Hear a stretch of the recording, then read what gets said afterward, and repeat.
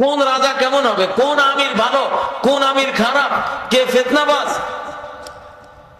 নবীজি একদিন সকাল থেকে সন্ধ্যা পর্যন্ত একটা খুতবা দিছিলেন। খতাবানা রাসূলুল্লাহ সাল্লাল্লাহু আলাইহি সাল্লাম ইয়াওমান, একদিন খুতবা দিয়েছিলেন বাদামা সাল্লাল ফজর, ফজর পড়ে টানা জোহর পর্যন্ত। আল্লাহু আকবার। জোহর পড়ার জন্য মিম্বর থেকে নামলেন, জোহর পড়ে সুম্মা সাইদাল মিম্বর, মিম্বরে উঠে আবার খুতবা দিলেন আসর পর্যন্ত।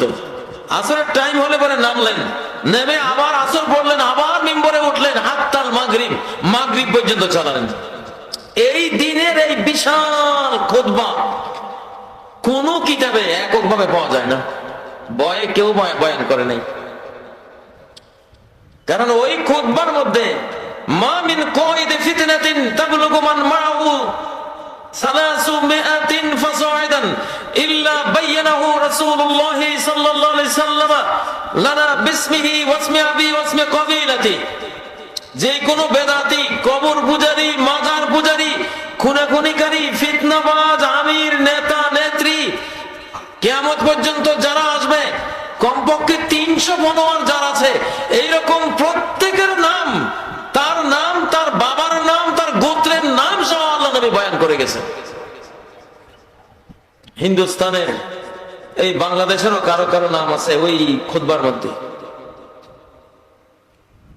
আবু হুরায়রার ওই গোপন ব্যাগের মধ্যে হিটলারের নামও আমি দেখেছি, ইসমুহু হিটলার, সে এই করবে। আবু হুরায়রার ওই গোপন ব্যাগের মধ্যে বর্তমান মার্কিন প্রেসিডেন্টের নাম আসছে, ইসমুহু তাবরাস, তাবের তেবের। উনি তো সিরিয়ার মানুষ, যখন আরবি নাম ছিল তখন একরকম, আমেরিকা যাওয়ার পরে ট্রাম্প হয়ে গেছে। আলা ইয়াদাইহি তাজরিল মালাহিম, তার হাতেই তৃতীয় বিশ্বযুদ্ধ সংঘটিত হবে। হাদিস।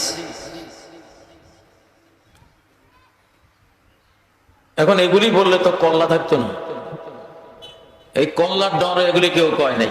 কারিমে অনেক আয়াতে নিরাপত্তাকে আল্লাহ এক নম্বরে এনেছে। ওয়াইজ ক্বালা ইব্রাহিম রাব্বি জাআল হাযাল বালাদা আমিনা। স্মরণ করো সেই সময়কে যখন ইব্রাহিম দোয়া করেছেন, হে রব, এই নগরকে, শহরকে আপনি নিরাপদ করুন। নিরাপত্তা আগে। ওয়াদরাবাল্লাহু মাসালান ক্বরিয়াতান কানাত আমিনাতাম মুতমাইন্নাহ। আল্লাহ এক্সাম্পল দিচ্ছেন একটি রাষ্ট্রের, একটি নগরের, যে দেশটি কি ছিল, তার প্রথম গুণটি কি ছিল, যে গুণটি সবার আগে থাকা চাই, আমিনা, আমিনাতাম মুতমাইন্নাহ। সেই জনপদটি ছিল নিরাপদ, শান্তিময়। মক্কা, মক্কা নগরী এখনো নিরাপদ। কেউ আক্রমণ করতে আসলে আকাশের আক্রমণ এসে ধ্বংস হয়ে যাবে। বাইতুল্লাহ আক্রমণ করতে আসলে অতীতে ঝাঁকে ঝাঁকে পাখি দিয়ে আল্লাহ তাআলা ধ্বংস করেছে, সূরা আল ফিলে যেটা আল্লাহ নিজে বলেছে। এখনো একই ঘটনা ঘটবে যদি কেউ বাইতুল্লাহ আক্রমণ করতে যায়। প্রিয় বন্ধুরা, এই জন্য নিরাপত্তা সবার আগে। বর্তমান পৃথিবী, যে পৃথিবীতে আমরা আছি, সবার আগে সমগ্র জাতির সক্ষম নারী পুরুষকে নিরাপত্তার ট্রেনিং দিতে হবে, যুদ্ধের ট্রেনিং দিতে হবে। সরকারের 1 নম্বর ফরজ কাজ এখন এটি। আলহামদুলিল্লাহ, বাংলাদেশ সরকার উদ্যোগ নিয়েছেন সবাইকে প্রশিক্ষণ দেওয়ার। আমার এক বন্ধু, তিনি চীন গিয়েছিলেন। তিনি বললেন যে আমি একটা হোটেলে উঠলাম, সেখানে দেখলাম কতগুলো, প্রত্যেকের একটা করে মাস্ক। জিজ্ঞাসা করলাম কিসের মাস্ক এগুলো? ওরা বলল এটা নিউক্লিয়ার মাস্ক, পারমাণবিক আক্রমণ হলে কিভাবে বাঁচবো, সবার একটা করে পারমাণবিক মাস্ক রয়েছে, যেটা তখন মাথায় এবং তার নাক, চোখ, মুখ সব ঢেকে দিয়ে তাকে নিঃশ্বাস নিতে সহযোগিতা করবে, বেঁচে থাকতে সহযোগিতা করবে। আমাদের বাংলাদেশে পারমাণবিক মাস্ক তো দূরে থাকুক, একটা ইয়ারগান চালাতেও আমরা জানি না। এই যে অবস্থা, অসহায় জাতি আমরা এখনো। আমাদের চারপাশে যুদ্ধের দামামা বাজছে।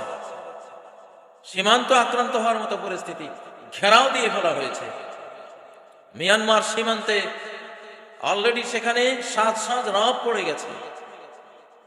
কিন্তু আমরা তো এই অবস্থায় আছি যে আমরা যে আত্মরক্ষা করবো কিছুই নেই।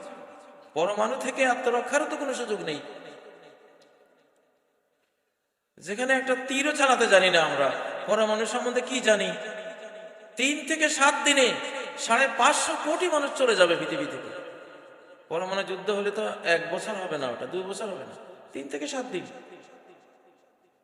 শুধু কতগুলো নিউক্লিয়ার সুইচ ওরা টিপ দেবে আর গজব হয়ে যাবে পৃথিবীর 550 কোটি মানুষ। এটা তো হাদিস, আমি বারবার বলেছি আপনাদেরকে, তথ্য দিয়ে হাদিসে আছে। ইউক্তালু সুলুস, 1/3 খুন হয়ে যাবে, নিহত হয়ে যাবে, আর 1/3 বিভিন্ন মহামারীতে মারা পড়বে। থাকলো আর 1/3। 820 কোটি মানুষের মধ্যে 350 কোটি মানুষ থাকবে। এগুলো তো এখনকার সামরিক রিসার্চ বলে, আর হাদিসের কথা তো বহু আগে আমরা বলে আসছি। লক্ষণ তো সেটা, যেসব মানুষদের কাছে পারমাণবিক এই অস্ত্রগুলোর নিউক্লিয়ার বাটনগুলো আছে, তারাও আরেক পারমাণবিক বোমা নিজেরা, তারাও নিউক্লিয়ার ম্যান। তাদের ভেতরে মায়া দয়া এটা উঠে গেছে কবে? এটা তো প্লাস্টিক হয়ে আছে। আপনারা এটা হয়তো ভাবছেন যে এটা কি মারতে পারে, এটা কি মারবে? হ্যাঁ, কারণ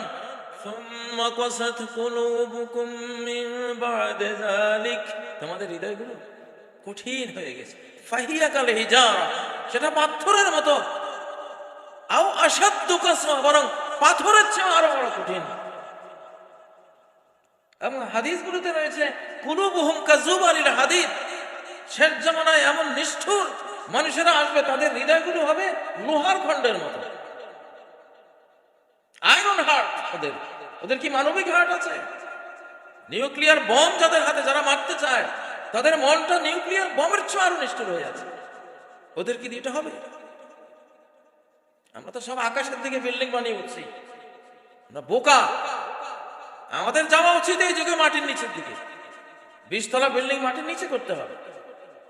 সম্ভব, মাটির নিচে বিল্ডিং করে বাঁচা খুবই সম্ভব। এইসব বিল্ডিং, এইসব নগর যারা গড়েছে, ওরা কি খুব বড় জ্ঞানী গুণী? মোটেও না। আনতারাল হুফাতাল উরাতাল আলাতা রিয়া আশ-শাইয়াতাওয়ালুনা বিল বুনিয়ান। হাদিসে জিবরাইল, বুখারী মুসলিমের যে জিবরাইল আলাইহিস সালামের হাদিস নামে বিখ্যাত হাদিস, সেখানে আছে, তুমি দেখবা বিশাল বিশাল আকাশচুম্বী বিল্ডিং বানাবার প্রতিযোগিতা লাগিয়েছে এক শ্রেণীর নিকৃষ্ট মানুষ। কি তাদের বৈশিষ্ট্য, কি তাদের গুণ?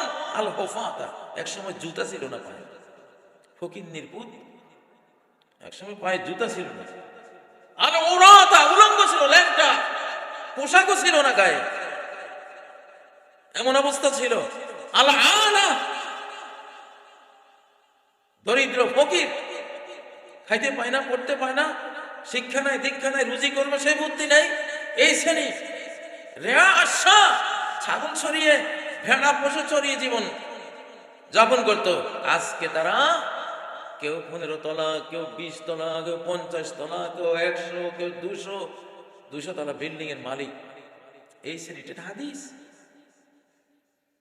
ইতিহাস খোঁজেন, বিশাল বিশাল টাওয়ারের মালিকদের সবগুলি এই 4টা টাইটেল। আল হুফাত, আল উরাত, আল আলাতা, রিয়াসা। জুতা নাই, কাপড় নাই, খাবার দাবার নাই, রাখাল, গরু ছাগলের রাখাল। আজকে সে মিলিয়নিয়ার, বিলিয়নিয়ার, আজকে সে কত কিছু।